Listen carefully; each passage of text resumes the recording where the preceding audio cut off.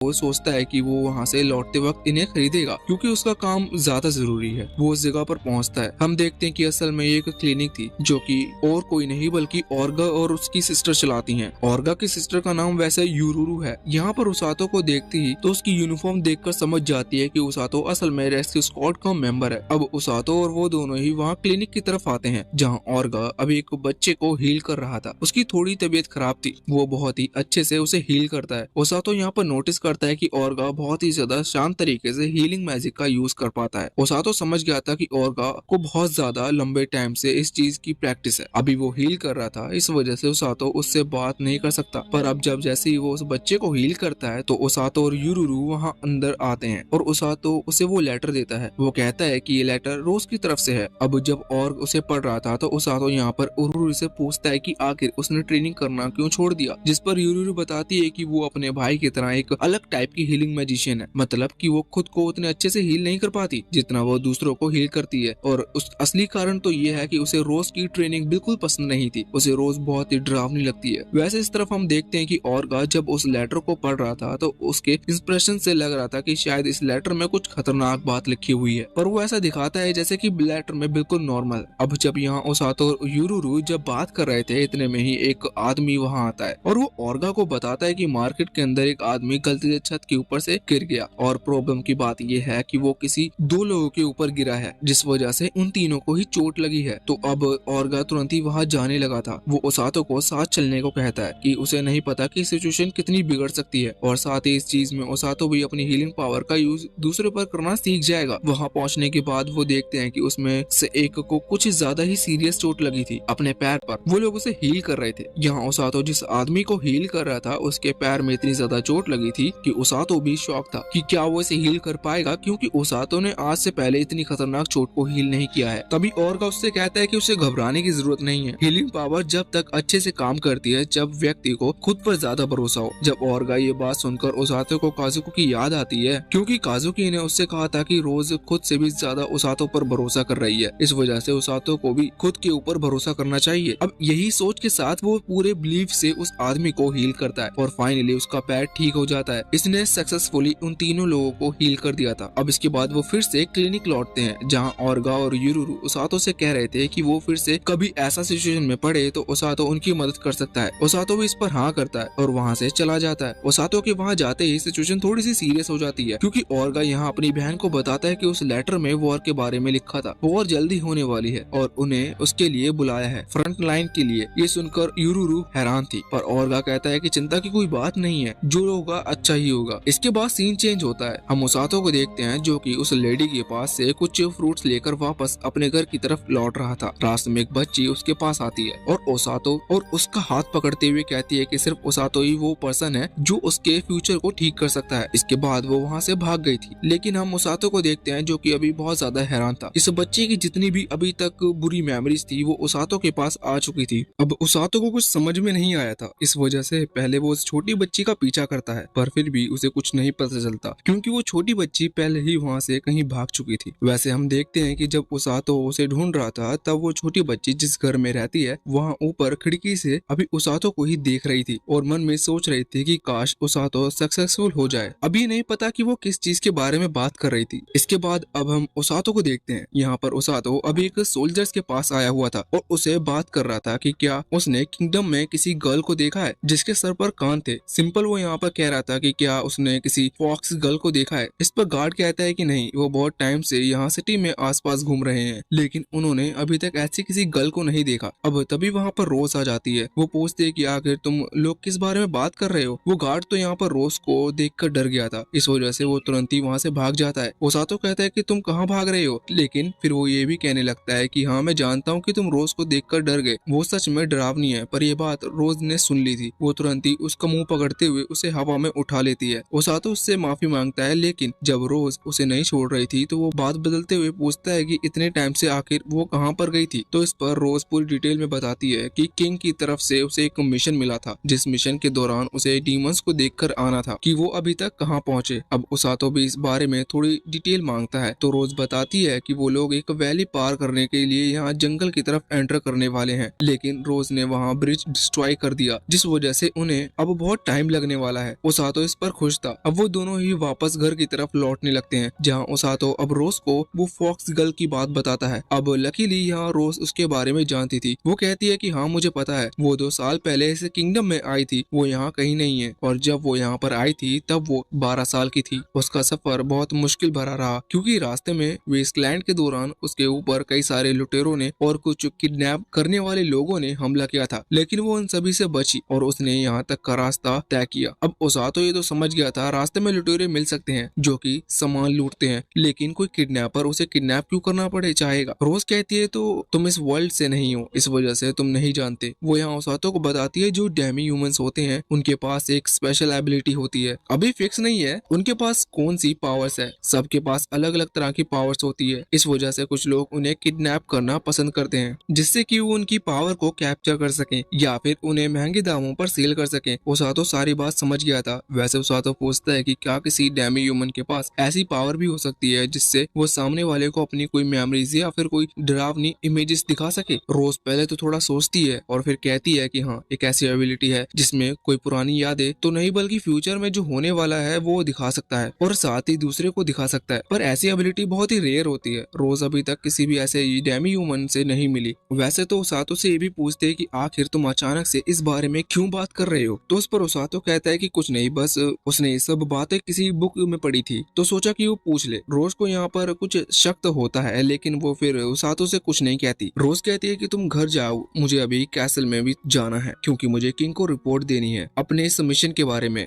वो अभी भी वहाँ से लौटी थी, इस वजह से वो अभी किंग से नहीं मिली है। वहाँ पर जाकर वो किंग को सारी बात बताती है। किंग बहुत खुश होते हैं कि रोज ने उस ब्रिज को डिस्ट्रॉय कर दिया, इससे उन्हें अब थोड़ा और टाइम मिल चुका है, लेकिन ये भी पक्का है कि वो डीमंस इस बार और ज्यादा तेजी के साथ उस ब्रिज को रीबिल्ड करेंगे। इस चीज को देखते हुए किंग काजुकी और इनुकामी को वहाँ पर बुलाते हैं। अब काजुकी और इनुकामी जब वहाँ पर आ रहे थे तो वो आपस में बात कर रहे थे कि आखिर किंग ने उन्हें इतनी ज्यादा अर्जेंट क्यों बुलाया, लेकिन ये बात उन्हें किंग के पास जाकर ही पता चलेगी। वो आगे बढ़ रहे थे तभी उनकी मुलाकात प्रिंसेस सीलिया के साथ होती है। इनुकामी तो उससे बिल्कुल नॉर्मली बात कर रही थी, लेकिन काजुकी के लिए उसे अभी बात कर पाना थोड़ा सा वियर्ड हो रहा था, क्योंकि पिछली बार के इंसिडेंट के बाद उसे थोड़ा अजीब सा लग रहा था। वो प्रिंसेस सीलिया से कहती है कि फादर तुम्हारे इंतजार कर रहे हैं, जिसके बाद वो वहाँ से आगे बढ़ते हैं और यहाँ से सीन चेंज होता है। हम देखते हैं कि अब आधी रात हो चुकी थी, ओसातो की नींद लगी हुई थी, लेकिन वहाँ बाकी जो उसके साथी सो रहे थे वो बहुत ही जोर जोर से खर्राटे ले रहे थे। इन्हीं खर्राटों के चलते ओसातो को नींद नहीं आ रही थी। वो सोच रहा था कि आखिर वो छोटी बच्ची उससे क्या कहना चाहती थी। वो ये तो समझ गया था कि उसने जो भी कुछ इमेज देखी वो फ्यूचर की थी, पर आखिर उसका मतलब क्या था, अब यही सब वो सोच रहा था। तभी अचानक से उसे खिड़की की तरफ से कुछ लाइट आते हुए दिखती है। वो तुरंत ही खिड़की के पास जाकर देखता है तो नीचे काजुकी खड़ा हुआ था। वो तुरंत ही नीचे जाता है और अब वो दोनों बैठकर बात कर रहे थे। काजुकी सबसे पहले तो माफी मांगता है क्योंकि वो आधी रात के टाइम ओसातो की नींद खराब नहीं करना चाहता था। ओसातो कहता है कि वो वैसे भी सो नहीं पा रहा था और अभी कुछ टाइम बाद वो वैसे भी उठकर ट्रेनिंग करने वाला था। अब काजुकी बताता है कि आखिर वो यहाँ पर क्यों आया है। वो रात की बात बताता है कि किंग ने एक अर्जेंट मीटिंग बुलाकर उन दोनों को बुलाया था। उन दोनों का मतलब इनुकामी और काजुको को बुलाया था। किंग उन्हें बताया कि बहुत ही जल्दी डीमन वॉर होने वाली है और सभी को पता है कि काजुकी और इनुकामी दोनों ही वहाँ पार्टिसिपेट करने वाले हैं। वो कहते हैं कि जब किंग ने ये बात कही तो इनुकामी तो बहुत ही खुश थी क्योंकि वो इसके लिए बहुत ही ज्यादा एक्साइटेड है, लेकिन मेरी बैंड बजी चुकी है। वो कहते हैं कि उसे नहीं पता कि इनुकामी आखिर इतनी खुश क्यों है, लेकिन वो बहुत ही डर गया था और इसी वजह से वो वहाँ कासल के अंदर से भागकर यहाँ पर आ गया था। वो साथों से कहता है कि अभी कुछ टाइम पहले मैं ट्रेनिंग के लिए जंगल में गया जहाँ मैं इस पूरे किंगडम के सबसे बेस्ट गार्ड सीलियस के साथ था, लेकिन फिर भी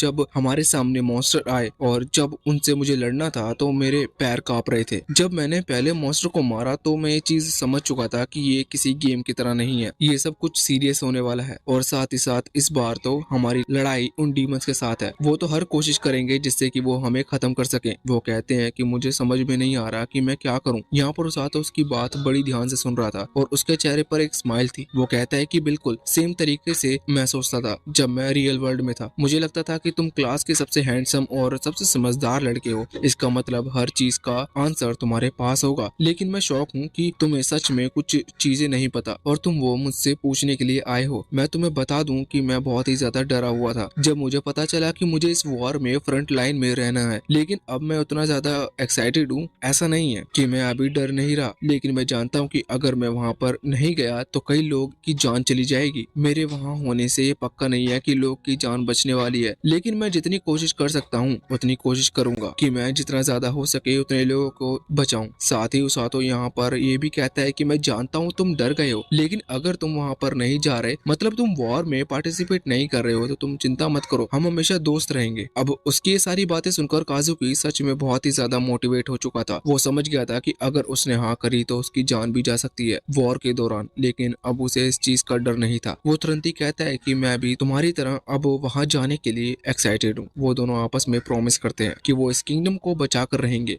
और इसके बाद काजुकी वहां से चला जाता है। अभी ओसातो को फील हो रहा था कि सच में उसने बहुत ही ज्यादा वियर्ड बातें कर दी, इतना वो पहले कभी नहीं बोला है। लेकिन तभी हम वहाँ पर इनुकामी को देखते हैं। वो असल में काजुकी का पीछा करते हुए यहाँ पर आ गई थी, क्योंकि उसे काजुकी की चिंता हो रही थी। पहले तो वो ओसातो का मजाक उड़ाते हुए उसकी स्पीच रिपीट करने लगती है, जो कि ओसातो को बिल्कुल वियर्ड नहीं लग रही थी, बल्कि वो ऐसा दिखा रहा था कि उसे इससे कोई फर्क नहीं पड़ता। वो कहता है कि हम कल मिलेंगे। वैसे इनुकामी कहती है कि मैं यहाँ पर काजुकी का पीछा करते हुए आई थी, उसे उसकी चिंता थी, लेकिन अब ओसातो ने सारी सिचुएशन संभाल ली है, इसलिए कोई बात नहीं। ओसातो वैसे सोच रहा था कि काजुकी वहाँ ना जाए क्योंकि उसकी जान को खतरा है, और ओसातो नहीं चाहता कि उसके दोस्त यहाँ पर मारे जा सके। वो ये भी चाहता है कि इनुकामी भी वहाँ फाइट में ना जाए, लेकिन वो उसे नहीं मना कर सकता क्योंकि इनुकामी उन सबसे ज्यादा एक्साइटेड है। अब अगले दिन हम देखते हैं कि किंग रे अपनी सभी सोल्जर्स को जो इस वॉर में जाने वाले हैं उन्हें बुला लिया था, और यहाँ पर इनुकामी और काजुकी उनके आसपास खड़े हुए थे। किंग सभी को बताते कि डीमंस वॉर की तैयारी कर चुके हैं, वो जल्द ही यहाँ पर पहुंचेंगे और बहुत ही जल्द उनसे लड़ाई होने वाली है। ये लड़ाई पिछली बार जितनी आसान नहीं होगी, क्योंकि इस बार डीमंस ने अपने बहुत सारे सोल्जर्स यानी कि डीमन सोल्जर्स को बुला लिया है। साथ ही साथ हमला करने के लिए उनसे लड़ना इस बार और ज्यादा मुश्किल होगा। लेकिन किंग कहते हैं कि हम भी बिना तैयारी के वहाँ नहीं जा रहे हैं। वो काजुकी और इनुकामी के बारे में बताते हैं कि हमारे साथ 2 वॉरियर्स हैं। वो यहाँ पर रेक्सिस कोड को भी बुलाते हैं। वो कहते हैं कि रेक्सिस कोड भी पहले से ज्यादा स्ट्रॉन्ग हो चुकी है, इसलिए अब हमें उतना डरने की जरूरत नहीं। अब सभी तैयार थे, अगले दिन उन्हें यहाँ से निकलना था। हम अगले सीन में काजुकी को देखते हैं जो कि पूरी तरह से तैयार लग रहा था, लेकिन अभी सबसे पहले वो प्रिंसेस सीलिया से मिलने के लिए जाता है। वहाँ पर जाकर पहले तो वो उसी मेड से कहता है कि जिसके बाद वो प्रिंसेस सीलिया की मेड वहाँ अंदर जाकर प्रिंसेस सीलिया से कहती है कि आपसे मिलने काजुकी आया है। अब प्रिंसेस सीलिया वहाँ गेट के पास आती है। काजुकी कहता है कि माफ करना, मैंने तुम्हें डिस्टर्ब किया, लेकिन प्रिंसेस सीलिया खुश थी कि वो वॉर में जाने से पहले उससे मिलने के लिए आया। काजुकी यहाँ पर प्रिंसेस सीलिया का पहली बार नाम लेता है कि वो आज नहीं कल वॉर में जाने वाला है, लेकिन अब जब काजुकी ने उसका नाम लिया था तो वो यहाँ पर बहुत ही ज्यादा शर्मा गई थी और वो ब्लश करती है। इसके बाद काजुकी वहाँ से चला जाता है। काजुकी ने यहाँ पर अपना लव कन्फेस नहीं किया था, क्योंकि वो जानता है कि वो जिस वॉर में जाने वाला है वहाँ पर जरूरी नहीं कि वो जिंदा बचकर भी आएगा। अब यहाँ से सीन चेंज होता है। हम देखते हैं कि उसातो अभी ब्लोरेंस के साथ खेल रहा था, तभी वहाँ पर यूरुरु आती है। आपको याद नहीं हो तो ये वही लड़की है जो कि ओर्गा की बहन है, और ये दोनों ही हीलर हैं, और ये भी अभी वहाँ वॉर में जाने की तैयारी कर रहे थे। यूरुरु यहाँ पर अभी ब्लोरेंस को देखती है। उसे ब्लोरेंस बहुत ही ज्यादा क्यूट लगता है। वो उसके साथ खेलना चाहती थी, पर उसातो कहता है कि ब्लोरेंस किसी से बात नहीं करता। यूरुरु जब हाथ आगे बढ़ाती है तो ब्लोरेंस उसके हाथ को काट देता है। तभी यूरुरु के कंधे पर रैबिट आ चुका था जो कि रोज का है, मगर यूरुरु जब उसे टच करने जाती है तो वो वहाँ से हट जाता है। तभी उसातो नोटिस करता है कि सामने ओर्गा भी वहाँ आ रहा है, लेकिन उसके हाथ में सामान था जो कि वो उठा नहीं पा रहा था। इस वजह से उसातो वहाँ जाकर उसकी मदद करता है। अभी लोग वॉर के बारे में बात कर रहे थे। यूरुरु शायद पहली बार उस वॉर में जाने वाली है, इस वजह से वो इसके लिए थोड़ी नर्वस थी। तभी